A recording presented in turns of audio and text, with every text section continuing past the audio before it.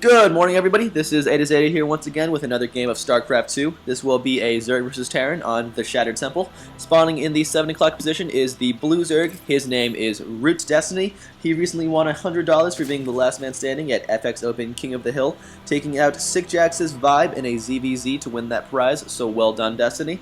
He also went to MLG Columbus just last weekend. He lost in the first round and made a pretty deep run into the losers brackets, eventually being eliminated by Slurgy 2-1 in round 6, so a good showing for him there. His opponent for this game will be the pink Terran. His name is Binski. Always nice to see a color other than red or blue, so good job right there already. He is ranked 19th in North America's Grandmaster League.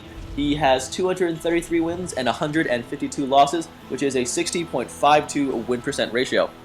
We will see how these players do today. We see Destiny already getting a little tricky using that extractor trick, which is, of course, when you take a drone, make an extractor, and then make another drone, and then you cancel that extractor, and you have 11 drones out of 10 supply. It's just a little trick you can pull off with Zerg early in the game to get you that much ahead. You can make your Overlord one drone later, and there it goes, it pops. So he's back in the land of obeying the supply limit, so a good job by him right there. Alright, while these players set up this base, we'll just watch the production tab. Once again, I am really happy there's no more watermark. I have, my thumbs are up. You can't see that, but I am giving a thumbs up. No more watermark. Definitely proud of that because, before there was just giant letters in your face all across the middle of the map, and it just kind of detracted from the overall experience. So I am super pleased that it's all about the game. It's all about the players playing their best and me trying to tell you all what's happening in the game. And I guess now is as good a time as any to explain what I'm trying to do with all these casts. Well, my idea is to kind of bring StarCraft 2 to light and show off how it can be both entertaining to watch and educational to watch, because a lot of people who don't appreciate StarCraft or don't enjoy playing or watching it, it's, from my experience, mostly just because they don't understand what's happening. They don't see the intricacies, how each player is actually doing a billion things at once, more than the APM tab would show.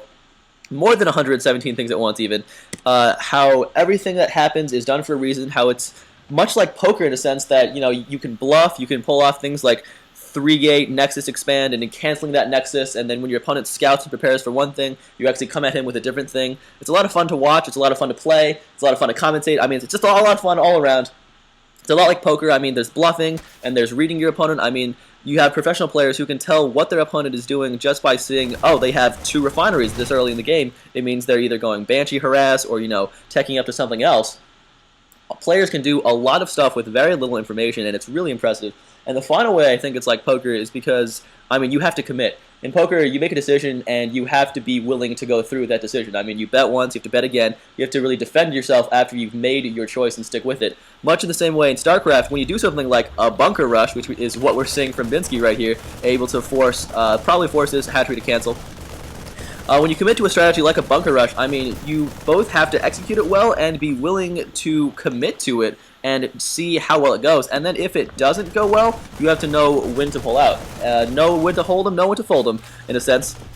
So we do see this bunker rush back to the game, enough with my ridiculous analogies. We see Binski pushing up the ramp for a little bit, but then repelled by 2 spine crawlers for ROOTDestiny. He did force that drone to cancel a hatchery and was able to kill off that drone after the fact. We see the supply depots at the bottom of the ramp for both players. The reason these are here is to block off any is to prevent any early game wall-off shenanigans, which is actually exactly what Binski's going to do. You just have to destroy that supply depot before you can put up your wall, and he successfully has done that. And we will see how this early game harass goes for Binski. He's diverting all of his additional Marines down here to the main base of his opponent, ROOTDestiny. We see his Marines now finding a little sweet spot between these spine crawlers, able to kind of take pot shots at this hatchery, but of course, damage you do to a building doesn't really matter until you destroy it. So Destiny is content to let this hatchery take some damage and muster up some resources to get enough defenses to repel this force. Moving that spine crawler over a little bit. Of course, spine crawlers do take an eon to burrow, and we see that taking place right now. It finally reaches the ground. It's actually almost already dead by the time it does that. But Zerglings, Queens, and spine crawlers are able to push these Marines back off the creep. They will continue to try to do some damage as Binski is trying to do enough damage with this bunker rush to justify having done it. Putting off some economy, putting off expanding or teching so that he can commit to this bunker rush. He is possibly going to get this spawning pool, forcing Destiny to actually pull drones off the line to help with the defense of their home. And it does look like Destiny will successfully repel this with additional Zerglings spawning. And we do see more Zerglings, enough to surround these Marines and take them out. And that will probably be the end of Binski's early game aggression. We see the resource loss tab. Yeah, it was pretty justified. He was able to do some damage to Binski, or do some damage to Destiny, able to kill off 5 workers. So, good damage done. You know, it didn't hurt him too much in the long run economy-wise, and he was able to contain Destiny in his base, prevent that expansion, do a little damage to the worker line, and kind of just take some pot shots at the buildings for a while.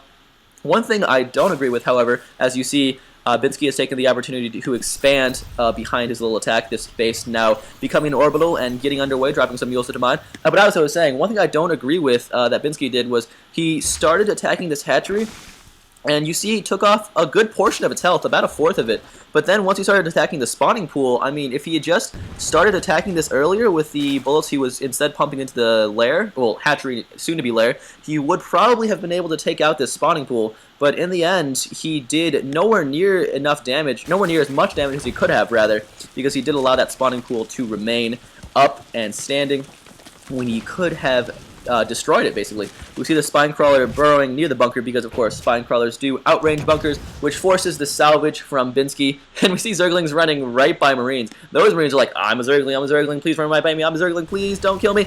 And in fact, the Zerglings do choose to let those Marines go. They're going to poke in. How many Zerglings is this? It's over 24. Well, now it's less than 24 because they ran into the meat grinder right there. Hellions and bunkers and Marines just kind of chilling around the place.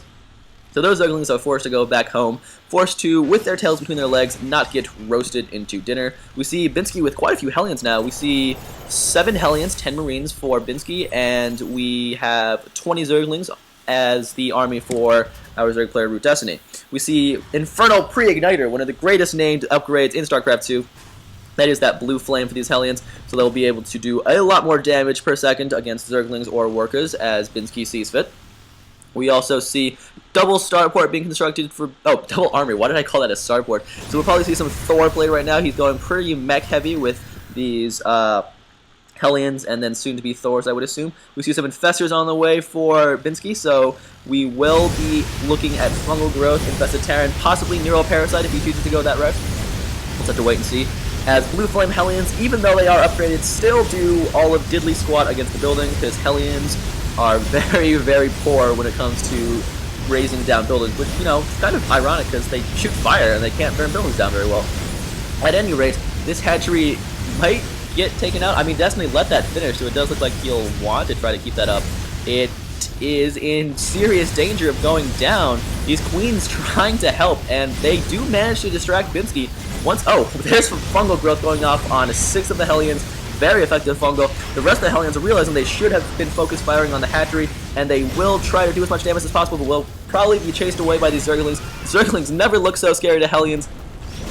I mean, these Hellions are already very close to dead thanks to that fungal growth that successfully got about half of them. The spine crawler joining the party and burrowing just to prevent its friend, the hatchery, from going down. And as I was saying before, Binski just, as he gets fungal growth again on his Hellions, Binski just not focus firing buildings as well as he probably should have. I mean, if he had just ignored those queens poking at his Hellions and decided to continue to attack this hatchery, you see it ended up with about 160 hit points. I mean, a couple more rounds of attacks from that many Hellions would have taken this hatchery out, would have delayed the expansion for another amount of time from our Zerg player, which is never a comfortable position when you're playing Zerg. But of course, Binski chose not to do that, and in doing so, allowed this hatchery to keep its life, and allowed drones to start mining it quite heavily. You see, fully saturated already, a lot of drones transferring over from the main. We see Zerglings starting to kill these rocks just, you know, because they have something to do. I mean, if you have Zerglings, you might as well use them because they're not getting you any interest if you just let them sit around on the field. We have 4 infestors on the field for our Zerg player. We have 3 Thors now already constructed from Binski. Probably more on the way. Yes, 1 more Thor on the way, along with Terran Vehicle Plating Level 1, which is that armor for mech units such as the Thor and the Hellion. 2 more Hellions also on the way with a Ghost Academy.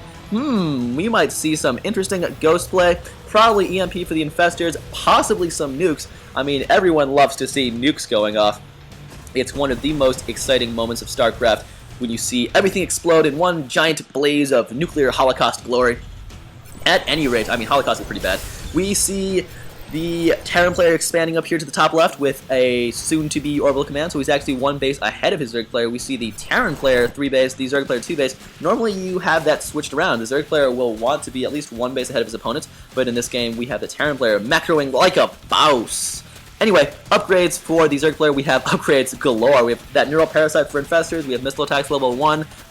He doesn't even have anything that can use Missile Attacks level 1, I don't think. That's a little strange. We have Jalal Reconstruction, Roach upgrades. Where's that Roach Chamber? Come on, show me a Roach Chamber. Roach Warren, sorry. We have, movement speed for Roaches. Kind of blanked on what upgrade that was for a second, I'm not sure why. We have Mobius Reactor just to make sure ghosts have a little more energy when they spawn from that Ghost Academy hard at work. Cloaking will probably come soon, or maybe he's just getting ghosts for DPS. We will see what happens. We see the Terran player moving his army out to the middle of the map. We see a small force of Zerglings just attacking these rocks. They will probably find the expansion soon. We see the Terran player scanning and taking out a couple of creep tumors just to prevent that creep spread from getting out of control, which if you let a Zerg player spread creep all over the map, you will be in trouble soon enough. The Hellions overextending themselves a little bit will get fungal growth. Not smart movement from those Hellions, getting a little mismicro-managed by our Terran player right here.